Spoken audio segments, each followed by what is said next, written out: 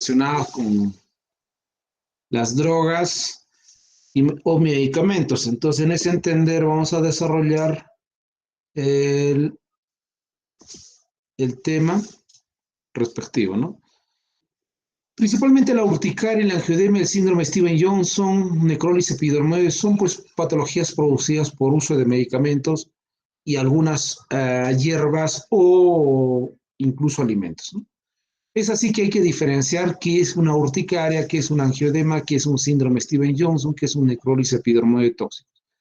Hay criterios clínicos de diagnóstico y criterios patológicos de diagnóstico, así como los manejos son muy diferentes en cada uno de ellos.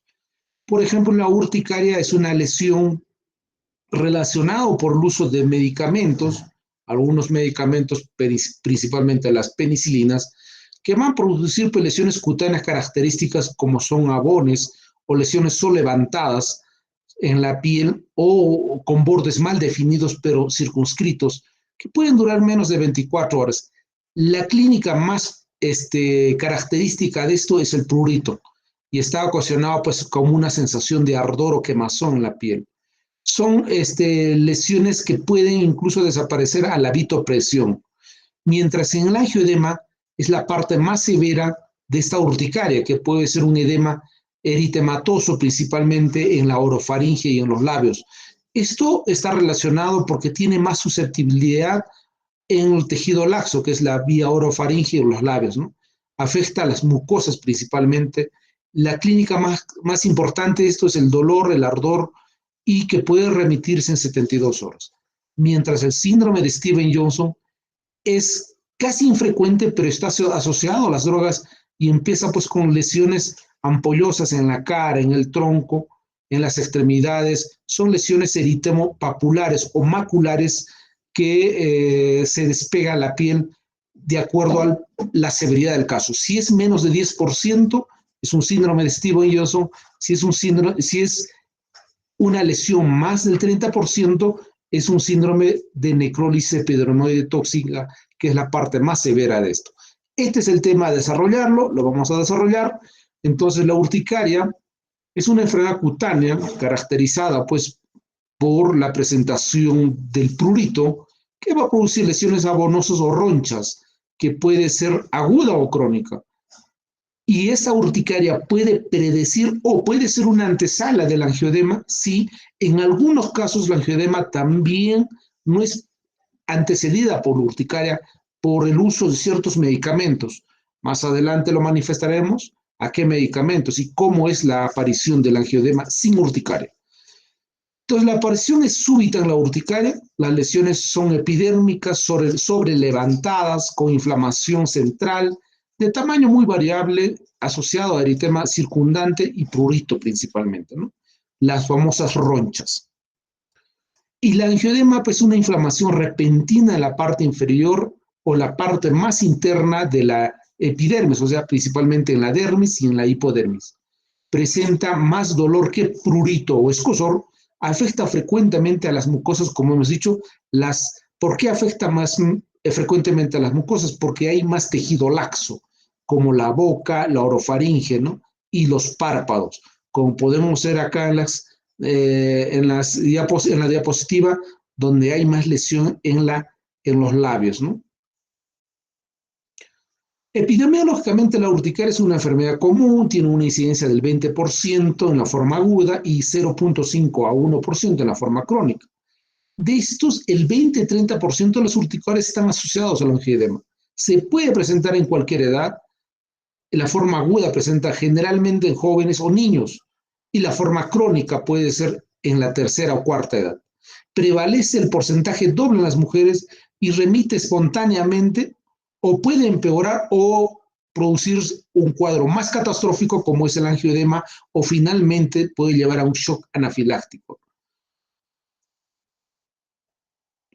Este urticaria está mediado principalmente por los mastocitos y basófilos correspondientes que van a liberar las histaminas, que es el papel que cumple el papel principal en la expresión cutánea de las ronchas.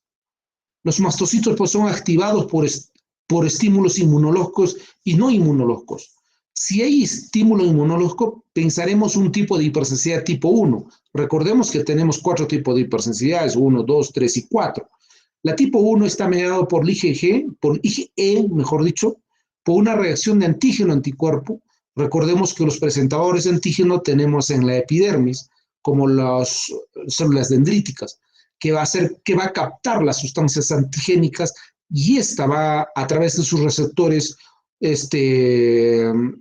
va a producir liberación de muchas citoquinas proinflamatorias. Y estas citoquinas proinflamatorias va a producir toda la extravasación de líquido de tercer espacio y por ende el prurito y las lesiones sobrelevantadas o los abones, ¿no?, característicos. Mientras en la hipersensibilidad tipo 2 o citotóxica es de menor importancia, ¿no?, a la urticaria, pero puede ocurrir en casos post-transfusionales, principalmente cuando uno es de su compatibilidad sanguínea. Y la de tipo 3 es por inmunocomplejos, antígeno-anticuerpos, principalmente en enfermedades como lupus o vasculitis, ¿no? Y los mecanismos no inmunológicos producidos por ejemplo, por contactos con ortigas, orugas, etcétera, o por sustancias. La mayoría de las urticarias son físicas, como por ejemplo el ejercicio extenuado, la exposición al calor o al frío también, ¿no? Entonces, la aguda podemos clasificarla es aquella patología que se presenta a menos de 6 semanas, mediada por IgE, hemos dicho que es un tipo de hipersensibilidad tipo 1, presentación más frecuente, puede ser causada incluso por alimentos, se presenta en 70% de casos, pero es de causa idiopática, mientras la crónica se presenta, como hemos dicho, de 20 a 30% correspondiente a la forma por exposición al frío, al calor, a las vibraciones o incluso al contacto, ¿no? Se ha asociado a múltiples factores etiológicos, ¿no? Puede estar relacionado con problemas tiroideos como el hipertiroidismo o infecciones como el Helicobacter pylori, ¿no?, o otras enfermedades autoinmunes como las vasculitis, ¿no? Entonces, veamos bien la clínica diferencial entre una urticaria y un angioedema. En la urticaria hay lesiones cutáneas características como son abones, evanescentes, fugaces, que pueden durar menos de 24 horas. Mientras en el angioedema son edemas eritematosos súbitos que se presentan en la dermis profunda y el tejido celular subcutáneo. Y en la urticaria se asocia pues mucho más al prurito en relación al angioedema, que se presenta más con el dolor y prurito, ¿no? Esa es la diferencia clínica de una urticaria y un angioedema. Acá vemos unas lesiones de urticaria, son lesiones incluso circundantes, como si fuera un halo o en forma de anillo, o algunas presentaciones con solamente lesiones sobrelevantadas, como vemos en la pierna inferior, en la figura inferior, o incluso manchas cafés que pueden ser muy relacionados a otras patologías, como es la vasculitis, ¿no? Entonces, el angioedema, su medidor clásico es por la bradicinina, y a esta bradicinina va a estimular las drogas y va a producir todo el círculo vicioso o toda la fisiopatología inmunológica de la liberación de citocinas que van a producir pues el edema en los labios, en las mucosas, en la orofaringe, que pueden llevar a una dificultad respiratoria y por ende poner en riesgo y llevar a la muerte, ¿no? Hay angioedema relacionado por sus mediadores como son los mastocitos, pero en nuestro caso es mediado por la bradicinina, que es un mediador importante en las drogas que va a producir en un angioedema. Entonces, la urticaria y el angioedema y la anafilaxis son patologías parecidas, sí son parecidas, pero no son iguales, ¿no? Tienen diferentes eventos fisiopatológicos, ¿no? En la urticaria va a haber un edema transitorio en piel, mientras en mientras en el angioedema va a haber en mucosas. Y la anafilaxia puede ser pues un cambio una patología de presentación súbita que puede llevar a un angioedema de vías respiratorias o un edema de vías respiratorias y por ende a un colapso respiratorio que puede llevar a un paro respiratorio y por ende a la muerte súbita de los pacientes. ¿Qué medicamentos tienen esta potencialidad de producir un angioedema y una anafilaxis? Son las penicilinas, las sulfonilurias, los AINES, la codeína, también algunos medicamentos como los carbapenems, como la vancomicina, la polimixina, que pueden condicionar esa patología, incluso algunos corticoides, vamos a ver más adelante. El angioedema sin urticaria, como les había manifestado más adelante, existe, se presenta en relación a uso de medicamentos como los IECAS, el enalapril y el captopril. Estas patologías son muy poco frecuentes, pero sin embargo no son muy respondedores a los corticoides. O sea, los corticoides muy poco o nada van a hacer en el control del angioedema sin urticaria presentado por medicamentos como son los IECAS, como el enalapril o captopril. Entonces, la reacción anafiláctica produce inicialmente, súbitamente, puede producir un edema en vía aérea, en la lengua, por ende una obstrucción laríngea. Y después va a llevar a un broncoespasmo, a un colapso cardiovascular, taquicardia y una hipotensión, y finalmente tiene una letalidad del 60%.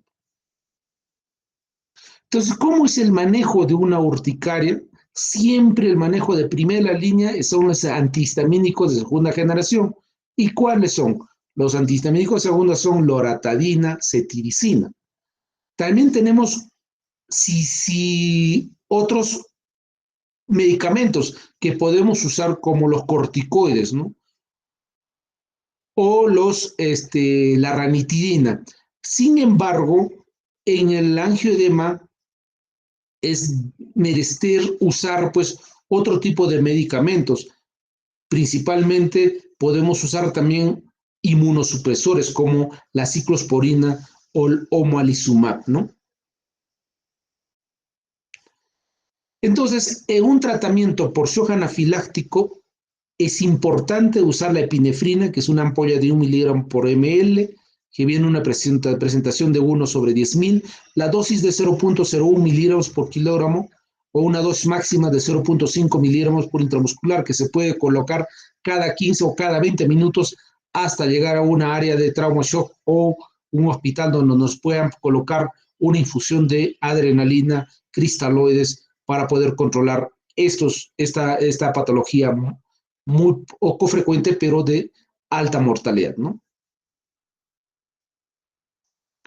Entonces, el eritema multiforme es otra patología que se presenta, pues, con una dermatosis potencialmente fatal, caracterizada por extensa necrosis epidérmica o de mucosas, asociada, pues, al ataque del estado general con antecedentes de exposición a fármacos. Un síndrome Stevens-Johnson puede afectar menos del 10% y un síndrome de necrólisis epidermoide tóxica afecta más del 30% de la superficie corporal, que tiene una mortalidad del 40%. Y una sobreposición o un síndrome gris, podemos llamarlo así, que va a estar entre los 10 o 30% de la afección total del cuerpo, de la afección total de la superficie corporal, ¿no? Entonces, el síndrome Stevens-Johnson es una reacción pues cutánea adversa a los fármacos, rara vez se presenta, pero es grave y potencialmente fatal. Hay diversos grados de severidad, como hemos visto, que puede ser menos de 10%, entre 10 a 30, entre 30 a más de 30%. Se caracteriza pues por eritemas, ampollas, hay desprendimiento de la epidermis y erosiones de la mucosa. Es una urgencia dermatológica que debe ser atendida en el servicio de emergencia. Se considera pues enfermedades dentro de un mismo espectro, el síndrome de Stevens-Johnson y la necrólisis epidermoide tóxica. Entonces vemos la epidemiología que afecta pues a pacientes de cualquier edad y raza. El síndrome de Stevens-Johnson puede tener una incidencia de 1 a 2 por 6 casos por millón de pacientes, de habitantes. Y la necrólisis epidermoide de 0.4 a 1.2 casos necrólisis epidermoide tóxica se presenta más en mujeres en una relación de 1.5 a 1, tiene una mortalidad, dependiendo del compromiso de la superficie corporal. En el síndrome Steven-Johnson su mortalidad es pues el 5% y una net, o sea, en la necrólisis epidermoide tóxica su mortalidad es entre 25 a 50%. Todo esto está relacionado si estos pacientes tienen algunas comorbilidades como neoplasias, si usan inmunomoduladores, si usan corticoides, la mortalidad puede ser incluso el doble de lo que se manifiesta, ¿no? Muchos de estos están relacionados pues, genéticamente con antígenos leucocitarios. Por ejemplo, la carbamazepina está relacionado con el antígeno leucocitario 1502 y el allopurinol con el antígeno leucocitario B5801 y lo que está asociado al tratamiento con VIH con antirretrovirales como el abacavir con el antígeno leucocitario B5701, ¿no? Los alelos de los antígenos leucocitarios están pues especializados para presentar péptidos antigénicos a las células T, lo que resulta en la activación de la respuesta inmunológica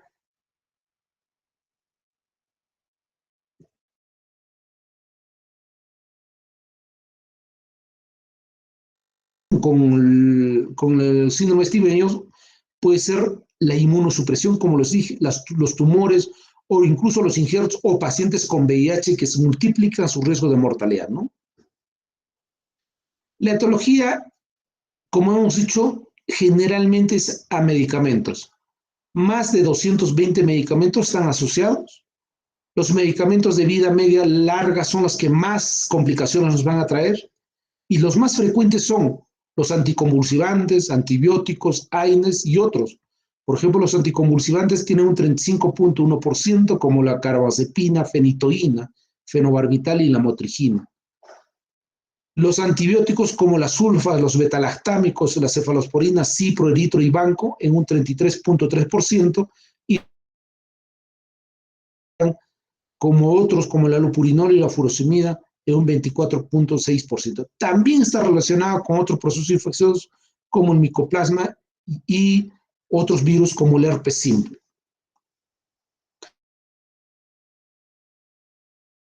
Las sulfas, los anticonvulsivantes, incluso el pantoprazol, que no se menciona, tramadol, diclofenaco, ¿no? Ketorolaco, los macrólidos, acitro, claritro, eritro, quinolonas están en la cabeza siempre, las cefalosporinas, los corticoides también. Se ha reportado casi, pues, como el ibuprofeno muy poca frecuencia, pero sí se presenta el ácido valproico, etc. Entonces, hay otros agentes etiológicos, como pueden ser hierbas, vacunas, muy relacionadas con el COVID, otras enfermedades sistémicas, las soluciones de contraste. Recordemos que nosotros en la parte clínica usamos bastantes soluciones de contraste para las tomografías. ¿Cuánto es el tiempo de exposición al alergeno antes de la manifestación clínica? Puede ser de 4 días a 4 semanas, máximo 4 a 8 semanas, ¿no? Es el tiempo que va a presentar la clínica en el uso de medicamentos, ¿no? Entonces, como hemos dicho, la patogenia está relacionada con la hipersensibilidad tipo 4, relacionado con los linfocitos T. Hay hipersensibilidad tipo 1, recordemos que la urticaria es una hipersensibilidad tipo 2 y 1, la tipo 2 está relacionada con las transfusiones sanguíneas, la tipo 3 con vasculitis y con lupus eritematoso sistémico, ¿no? ¿Cuál es la clínica? Hemos dicho que presenta bastante fiebre, tos, cefalea, artralgia y ardor en los ojos. Va a producir lesiones purpúricas, ampollas, otras hemorrágicas que van a erosionar y pueden comprometer la epidermis, ¿no? Hay dermatosis diseminada en la piel y mucosas. El tiempo de aparición oscila pues de 4 días a 4 semanas, incluso hasta 8 semanas, ¿no? El signo de Nikolsky es muy característico en la enfermedad de Steven-Johnson y la necrólisis epidermoide, que se ejerce haciendo una presión tangencial con un dedo en la zona eritematosa y se desprende la epidermis, es positivo, ¿no? O también esto se presenta en algunas enfermedades como el pénfigo vulgar o síndrome de piel escaldada en niños. A medida que afecta la epidermis, progresan las lesiones maculares, se adquiere un tono gris oscuro, la epidermis necrosada se desprende de la epidermis y se llama llena de líquido, lo que da origen a las ampollas flácidas, ¿no? También hay otro signo, el signo de Asboe-Hansen, son ampollas que pueden extenderse al presionar sobre las lesiones. Estas ampollas se extienden lateralmente con una presión ligera del operador, ¿no? Y se llama positivo cuando es un signo de Asboe-Hansen, ¿no? Acá vemos una lesión extensa con desprendimiento de la piel, de la epidermis, en un síndrome de Steven-Johnson, que ha complicado con una necrólisis epidermoide tóxica que ya tiene afectación más del 30% en este caso, por no decir el 100% de la epidermis. El tiempo de desprendimiento máximo en síndrome de Steven-Johnson y necrosis epidermoide es aproximadamente 7 a 10 días. En ese tiempo va a empezar a remitir, a secarse las lesiones, van a hacer nueva regeneración de piel y las lesiones ampollosas desprendidas van a empezar a caer, ¿no? Y también hay compromiso en otros lugares, como la mucosa oral, el 93% en una necrosis epidermoide tóxica, el compromiso ocular, un 78%, los genitales, hay sinequias en los genitales masculinos y femeninos, hay compromiso compromiso en las tres mucosas, ¿no? Anal, uretral, urinario o oral, ¿no? El tracto respiratorio superior va a haber pues disfagia, salivación excesiva, ulceración, bucal, dolorosa, formación de costras en los bordes, berbellón. Acá, por ejemplo, hay queilitis, hay exudativa y erosiva grave. Las lesiones pueden ocurrir en cualquier sitio dentro de la boca, incluso el paladar blando, duro, en las encías, en la lengua, etcétera. La lesión es catastrófica, por estos pacientes son de manejo de unidad de cuidados intensivos, ¿no? El tracto respiratorio inferior va a estar inflamado con un edema laríngeo que compromete la permeabilidad de la vía aérea. El edema y las infecciones y las atelectasias pulmonares son el pan de cada día de estos pacientes con necrosis epidermoide tóxica. Hay criterios de intubación para compromiso de estos pacientes con necrosis epidermoide tóxica. Acá vemos el compromiso, ¿no? La clasificación con síndrome Steven-Johnson, menos de 10%, entre 10 y 30% es una área gris, que es un síndrome de sobreposición entre Steven-Johnson y necrólisis epidermoide, y cuando es más del 30% ya es un compromiso de necrólisis epidermoide tóxica, que es la parte más severa de este síndrome Steven-Johnson. Puede complicarse con hemorragias, neumonías, shock hipovolémico. Estos pacientes deben ser tratados como grandes quemados, ¿no? Hidratados, con un buen manejo hidroelectrolítico y de medio interno.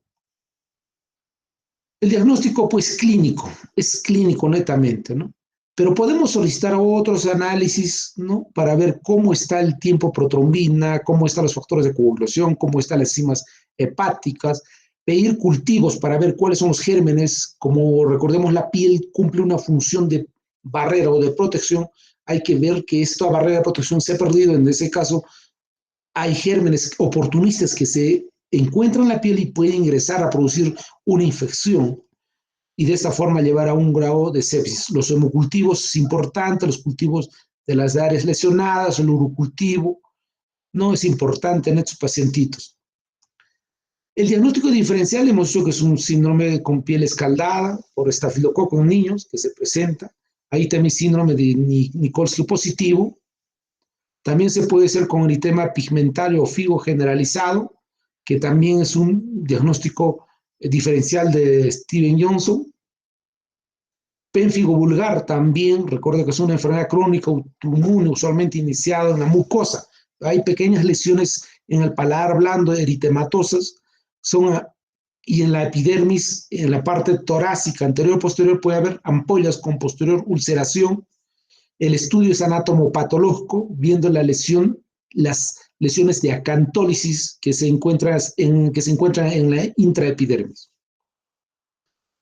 Entonces, hay severidad, criterios de severidad para ese paciente. ¿Cuál es el criterio de severidad y su mortalidad en el síndrome Steven-Johnson y en necrolis epidermoide tóxico? Tomando en 7 parámetros, ¿no? Si es un paciente más de 40 años, hay un valor. Si es un paciente que tiene una frecuencia cardíaca más de 120 latidos o tiene antecedentes de neoplasia o presencia de cáncer activo, si involucra más del 10% de la superficie corporal, es un porcentaje. Si la urea está más de 28, la glucosa sérico 252, recordemos que la glucosa es importante en los pacientes. Hoy por hoy la glucosa debe estar entre menos de 150, menos de 180 en áreas de UCI y hospitalización. De esa forma, recuerden que la glucosa, la hiperglicemia de estos pacientes infectados, sépticos, disminuye la velocidad de respuesta inmunológica en la inmunidad innata y en la inmunidad adaptativa, y de esa forma hay menos concentración de antibióticos en el lugar de infección. Por eso es importante la glucosa, que debe estar menos de 180, ideal 160, 150 milímetros de mercurio, ya miligramos por decilitro. El bicarbonato es importante, menos de 20. Recuerden que estos pacientes van a entrar en una acidosis metabólica o una alcalosis respiratoria, es importante por eso.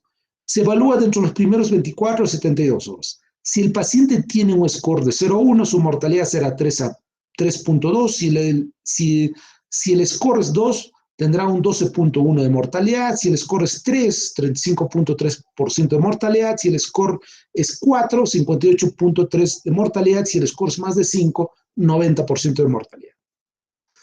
Acá tenemos el algoritmo de manejo de estos pacientes. La primera indicación siempre es fluidoterapia, controlando la diuresia adecuada, que debe ser entre 0,5 a 1 miligramo por kilogramo por hora, mantener una temperatura adecuada. Recordemos, como se ha perdido la piel en necrólisis prodromoide tóxica, va a perder gran cantidad de temperatura y por ende por evaporación, y así como líquidos. Es importante esta temperatura entre 30 a 32 grados. Siempre en los pacientes menos de 10% se debe hospitalizar, pero en pacientes más de 10%, incluso las guías actuales dicen que deben ir a UCI y debe ser manejado como paciente gran quemado. Las dosis, se debe usar dosis profiláctica de enoxaparina. Recordemos que acá se altera los factores de coagulación. Entonces pasaremos a lo que son tumores benignos de piel. Hasta acá, señores alumnos, ¿está claro? Sí, doctor. Sí, doctor. Llanos, Mamani, Jenny.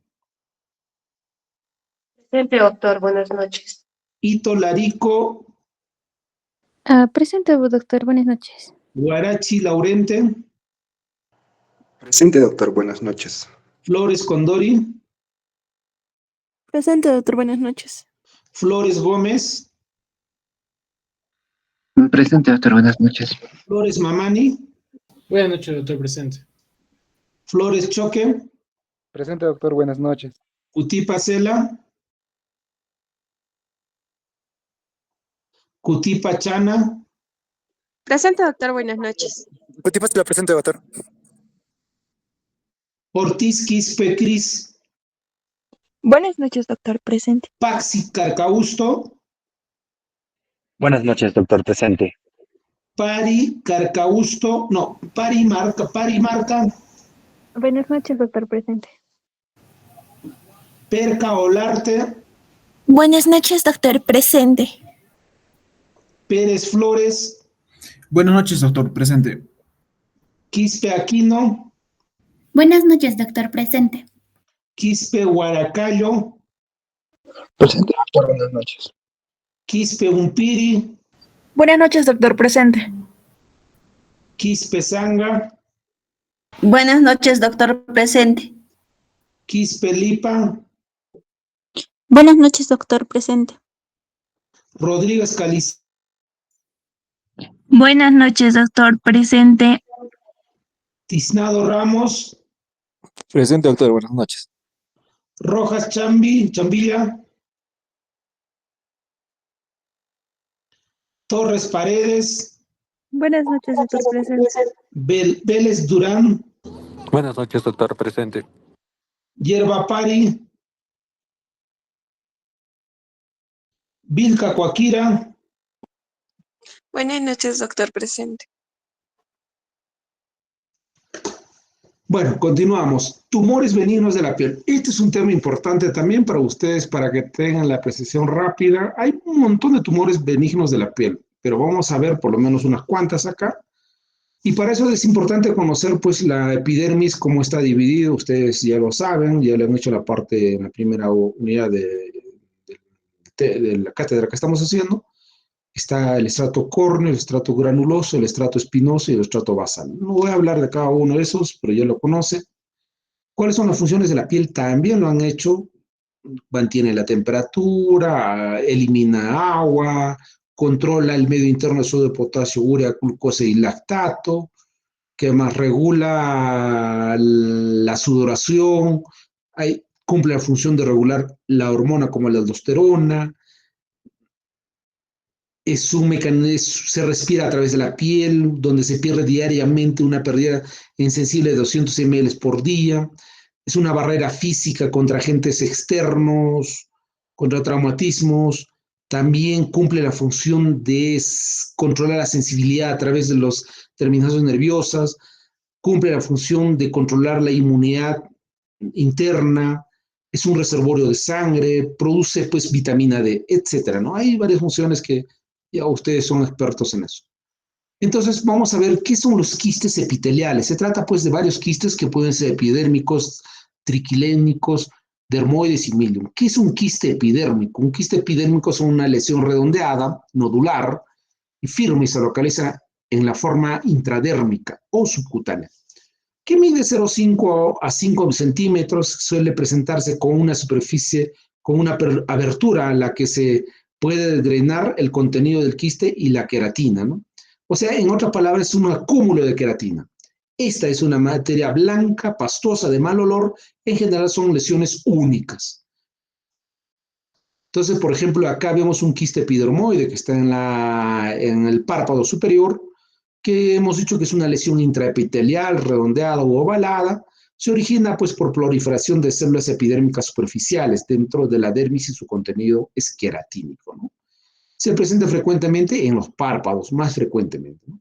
El quiste epidérmico es de inclusión o quiste epidermoide, se confunde con varias lesiones, ¿no? Por su aspecto tan variado, ¿no? El cuadro clínico es de una tumoración redondeada, ovalada, de forma cónica, ¿no? Y en unas veces se caracteriza como si fuera un ursuelo o un chalacio, ¿no? O incluso con carcinoma de células sebáceas, ¿no? Su principal componente es, como les dije, la queratina.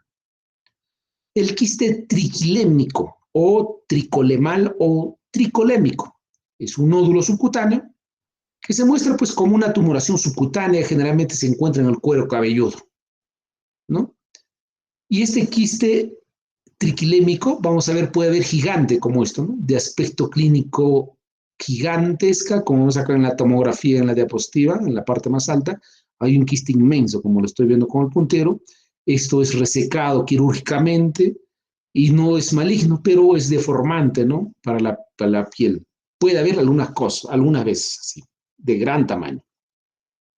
También mira cómo se ha resecado este quiste, ¿no? Lleno de queratina, ¿no?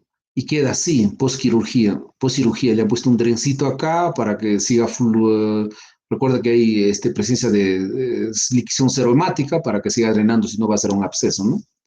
Se presenta pues en el cuero cabelludo un 90%, ¿no? Es de causa autosómica dominante en el 75% y con frecuencia múltiple en 70% de los casos, ¿no? ¿Qué es un siringoma?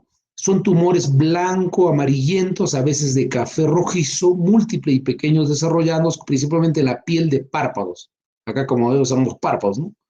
No es raro verlos también en la parte alta del tórax, en la cara anterior y lateral del cuello, ¿no? Aunque puede verse también en cualquier edad, generalmente en púberes. El factor es hereditario, producción excesiva de glándulos sudoríparas y para estar relacionado con hormonas tiroideas como el hipertiroidismo. Se presenta mayormente en mujeres, en adolescentes o en fenotipos de piel oscura, ¿no? El quiste seborreico es otra patología benigna, muy característica y frecuente, lo vamos a ver frecuentemente en pacientes de tercera edad. Son neoformaciones benignas de la piel, frecuentes, pigmentadas, que se asientan preferentemente en tórax anterior y posterior, en cara y cuello, principalmente a las personas de edad avanzada o media. Aparecen bruscamente en una persona de edad avanzada, debe sospecharse una neoplasia. Puede ser una neoplasia visceral, gástrica o intestinal. Eso se llama el signo de Lesser-Trelat, ¿no? Si aparece que bruscamente, ¿no? ¿Cómo se hace el tratamiento? Congelación, crioterapia, raspar o electrocauterio. ¿Qué son los queloides? Son proliferaciones tisulares postraumáticas, son fibrosas, persistentes y excesivas. A veces no son estéticos, ¿no? Se caracteriza por lesiones tumorales elevadas, firmes, al tacto, de contornos definidos irregulares y cuya superficie es lisa, atrófica y brillante. Puede ser roja o blanca. Cuando es roja está en crecimiento y cuando es blanca ya se controla el crecimiento y es el momento idóneo para hacer la cirugía estética o infiltroterapia, ¿no? Es una difusión, pues, que va a dejar cicatriz definitivamente. No es bonito tener una queloides, ¿no? Incluso las vacunas hay queloides. ¿Qué son los dermatofibromas? ¿No? Se origina, pues, son tumores pequeños, redondeados, ovalados, generalmente de color marrón, y algunas tienen una zona blanquecina central, ¿no? Inicialmente es dura, pero puede pellizcarse, puede medir desde unos pocos milímetros hasta varios centímetros. Mide pues 1, 2, alguna vez han reportado hasta 5 centímetros, ¿no? Pero no es doloroso, ¿no? El color es variable, puede ser café oscuro. El diagnóstico es clínico y el tratamiento es quirúrgico. ¿Qué son los acrocordones? Bastante de los pacientes de segunda edad, o sea, estamos entrando a pacientes en edad adulta, encontramos acrocordones que son pequeñas lesiones que se van a encontrarse en la parte del cuello, tórax anterior y posterior, y algunas veces dentro de las axilas. Esto se caracteriza generalmente en pacientes como un signo patognomónico de prediabetes o resistencia a la insulina. Puede eliminarse fácilmente mediante congelación, con nitrógeno líquido, o con tijera o con bisturí, o quemarlos, ¿no? O electrocauterio, ¿no? Acá vemos acrocordones muy comunes. Acá tenemos una piel oscura, que es la Acantholis nigricans, que es muy característico en pacientes prediabéticos o diabéticos, ¿no? ¿Qué son los lipomos? Son tumores solitarios o múltiples que ocurren en el tejido subcutáneo de cualquier parte del cuerpo, preferiblemente en tórax y miembros. Son blandos, lobulados y varía marcadamente en el tamaño. Es un tejido, pues, que no maligno, que se puede hacer retirarse a través de una incisión quirúrgica bajo anestesia local, ¿no? ¿Qué es un granuloma piógeno? Es un tumor vascular, como vemos acá en la palma de la mano, ocurre en la piel, en las mucosas, en las encías principalmente. Son granulomas que se presentan pues como un nódulo de color rojo vivo y está formado pues por proliferación de capilares en un estroma edematoso, ¿no? La lesión suele ser friable y sangrante con facilidad, probablemente presenta una respuesta vascular y fibrótica ante una lesión. Puede ser de 0.5 a 1 centímetro, encuentras en las encías y en la palma de las manos.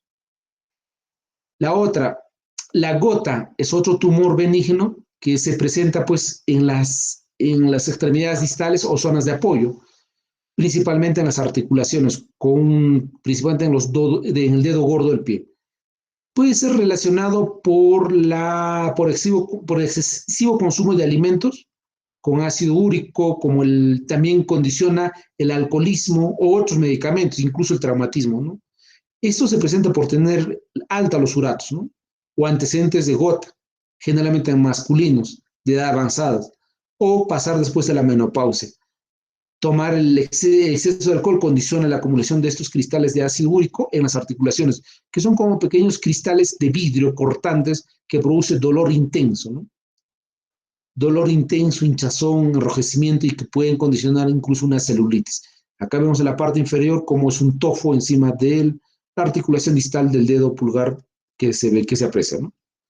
Acá vemos otros tumores como son los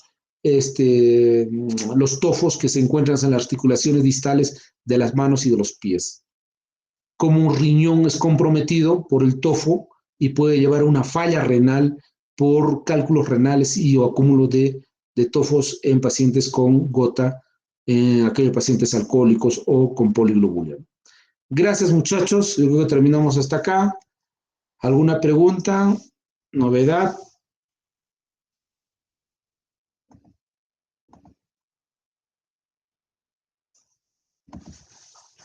Alfaro Estofanero. Presente, Miriam doctor. Presente, doctor. Buenas noches. Salarico. Presente, doctor. Buenas noches. Isaya Mamani. Presente, doctor. Presente, doctor. Buenas noches. Calla Ticona. Presente, doctor. Buenas noches. Carcausto Álvarez.